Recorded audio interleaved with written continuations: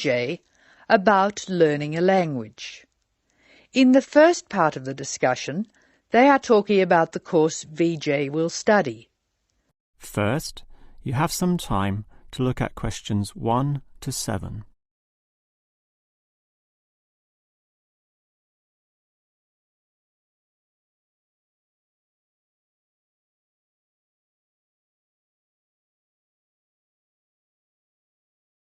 Now we shall begin. You should answer the questions as you listen, because you will not hear the recording a second time. Now listen carefully and answer questions 1 to 7. Hello. May I help you? Hello. Is this the right place for me to register to study foreign languages? Yes, it is. May I have your name, please? Vijay. My family name is Paresh. Vijay Paresh. Okay. Do you have a telephone number? Yeah. 909-2467. Thank you. Now, which language would you like to learn? We offer French, Italian, Cantonese, Mandarin, Spanish, Portuguese. I'd like to learn Spanish, please. Okay. Our classes are conducted in lots of different places. We have classrooms in the city and here in this building. What's this building called? This is Building A. I work near here, so it'd be best to study in Building A. What time do you want to come to lessons? They go on for 3 hours and they start at 10 a.m., 4 p.m. and 6 p.m. I wish I could come to the daytime lessons, but I can't. So 6 p.m, please. That's our most popular time, of course. Have you ever studied Spanish before? No, I haven't. We describe our classes by level and number. Your class is called Elementary 1. Okay. When will classes start? Elementary 1 begins, just a minute. It begins on August 10. Great. Now what else do I have to do? Before you hear the rest of the conversation, you have some time to look at questions 8 to 10.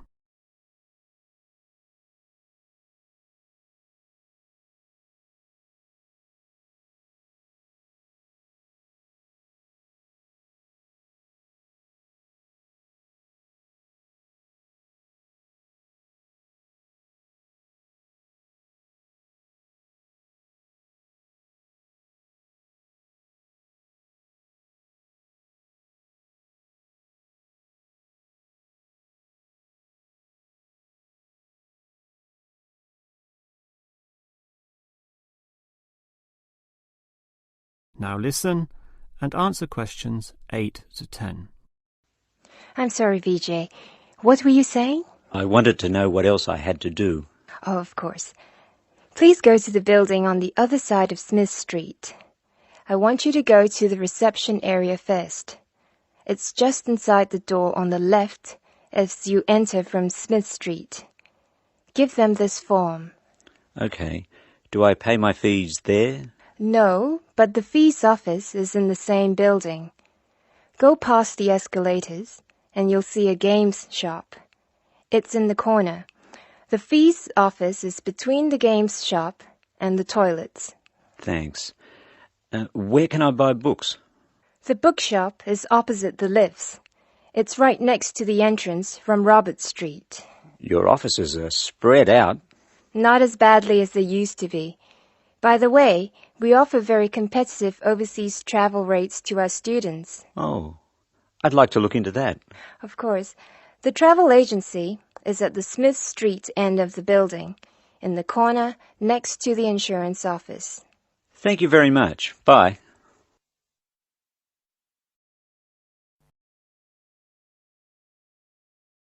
That is the end of part 1. You now have half a minute to check your answers.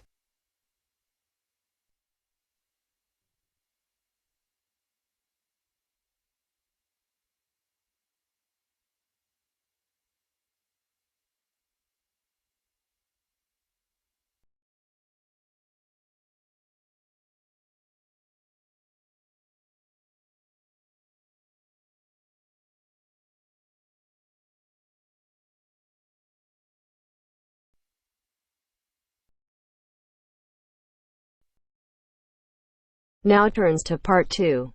Part 2. You will hear a university administrator telling a group of new students about the central campus buildings and the facilities they provide. First, you have some time to look at questions 11 to 16.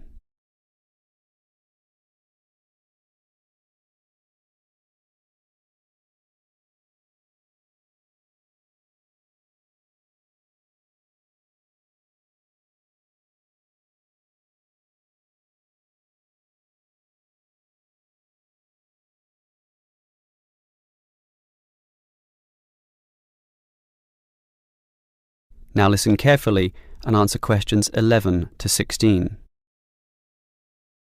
Welcome everyone to the Brandon Complex, the geographical and, we could say, spiritual heart of this university. This is basically where everyone eats too, as you can see by looking around. There are many different cuisines here, Chinese, Indian and Middle Eastern, plus the usual fare of a local type, all in that corner over there. We have many shops here too, but the biggest is Wilson's, right there, providing clothing and hardware. That's next to all the restaurants. Now, on the opposite side of Wilson's we have 3 shops. The one in the corner there, closest to the restaurants, is for DVDs. Yes, the DVDs are cheap and affordable, and you can also rent DVD players as well. Moving on. In the corner directly opposite Wilson's is the Student Union office. Incidentally, you are all encouraged to join the Student Union, as a Student Union card gives you many benefits, including discounts on basically everything you can buy here at the Brandon Complex. Outside this complex, on the other side of the road, you can just see it from here in fact, is a building that we call by the rather unusual name, the H Building.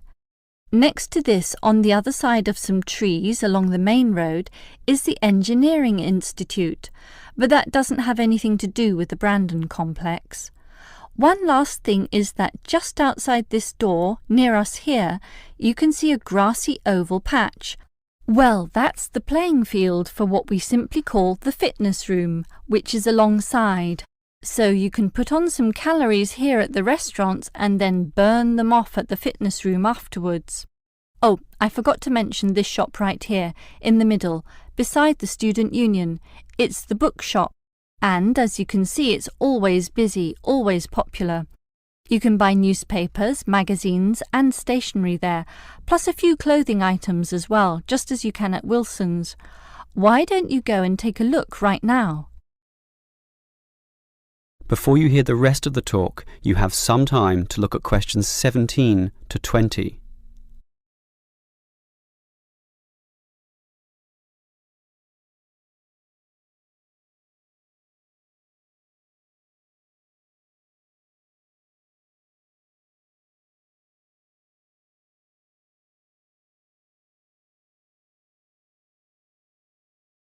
Now listen and answer questions 17 to 20. Now, I'd like to tell you a bit more about one of the buildings here, namely the H Building. Despite its bland name, you might be interested in what goes on there. It is our main recreational centre, with halls, offices and space available for a variety of activities, mostly for those who want to get fit. For example, if you're interested in yoga, you're in luck, since 4 days a week there are free yoga classes. They have several levels, so if you're a beginner, you'd have to start with that. You can check the schedules on the wall there. Yoga used to be at night, but now it's in the mornings, but not on Wednesdays. Along those same lines, there's aerobic dancing in the afternoon. This shares the same room as the badminton games, which are on Mondays, Wednesdays and Fridays. The aerobics are on the alternate days, Tuesdays and Thursdays, and it's not restricted at all. Everyone is welcome to join, although the instructor may divide you up, of course, according to ability. And, just to show how diverse the H Building is, there's even some spiritual solace available there, inside the multi-denominational prayer centre. with individual booths and a variety of holy scriptures and texts available to read from all the major religions of the world.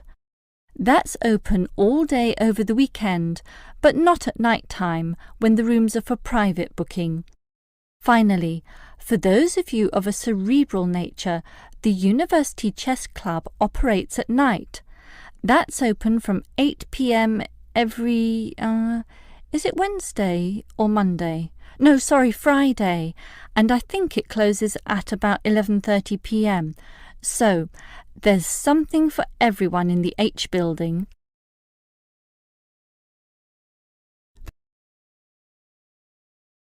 That is the end of part 2. You now have half a minute to check your answers.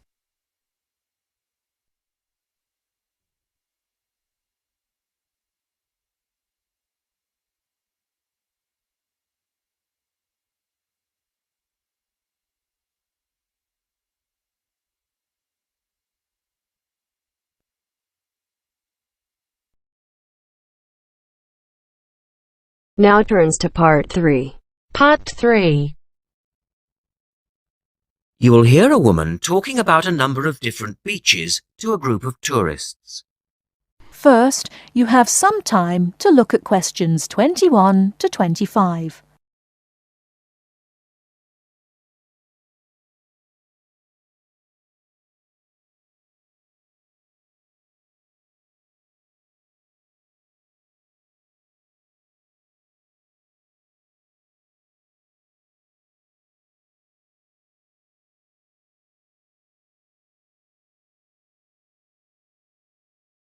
Now, listen carefully and answer questions 21 to 25. Right, let's move on to the beaches here, which are absolutely beautiful. You do have over 100 to choose from. They're mostly sandy beaches and they vary from the largest, which is 2.5 kilometres long, to tiny sandy coves. But there are a few that I'd really recommend you to visit. So, looking at this pamphlet, first of all, there's Bandella Beach. This beach is 1 kilometre away from the old fishing village of Bandella, which is a beautiful spot. If you park in the car park behind it, there's a small path which leads down to the bay. It's very pretty because the whole beach is backed by pine trees, so it's very sheltered. The beach itself is very clean and the water is shallow and safe. That, together with the soft sand, make it an ideal beach for children and non-swimmers. A little further round the coast, again to the east, in the eastern corner of the island, is the spectacular Da Polata Beach, which is basically a long inlet. The land around this beach is marshland. It's all marsh, and there's a stream which winds through it, and the stream goes into the sea. And the beach has lovely pale gold sand. Access to this beach is quite tricky, and not for the less energetic. You have to go down a long flight of steps, 190 to be exact. But you'll be relieved to know that there's also a road which winds down to a car parking area. When you're level with the sea, there is a handful of shops and bars, and you can hire some beds and umbrellas. Continuing round the island, just past the tip of Calne, is the next beach I'd suggest you visit, and this is San Get. Why? Because there isn't a beach longer than this on the island. If you want to know, it's exactly 2.5 kilometres long, and that's a bonus because it means it never gets overcrowded. It has golden sand and clear blue water shelving into the sea. Before you hear the rest of the talk, you have some time to look at questions 26 to 30.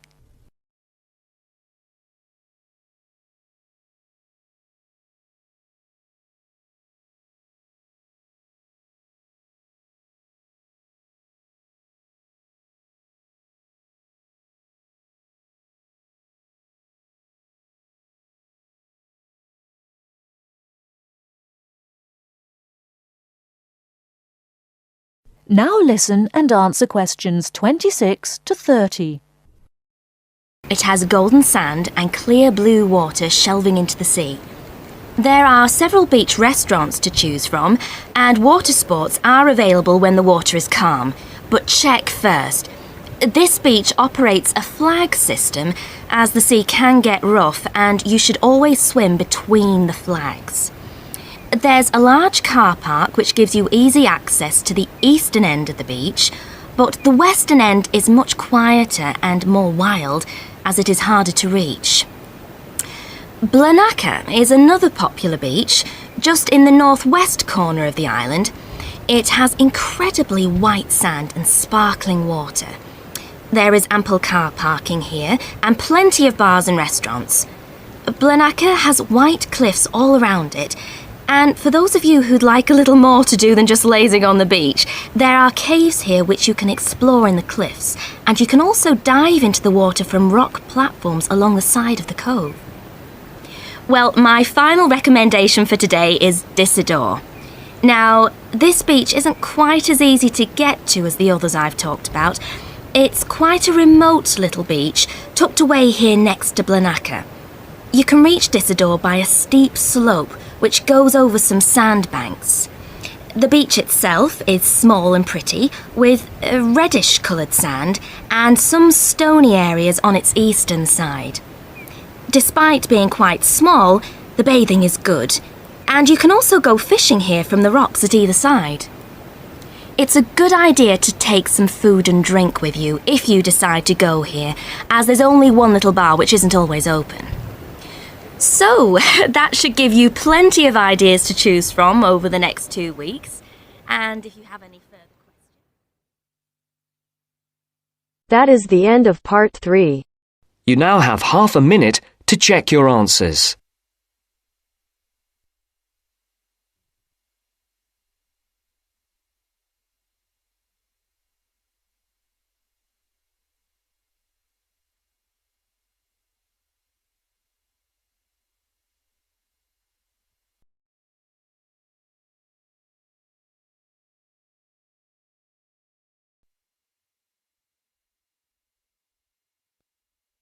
Now turns to part 4. Part 4. You will hear part of a lecture about product life cycles. First, you have some time to look at questions 31 to 40.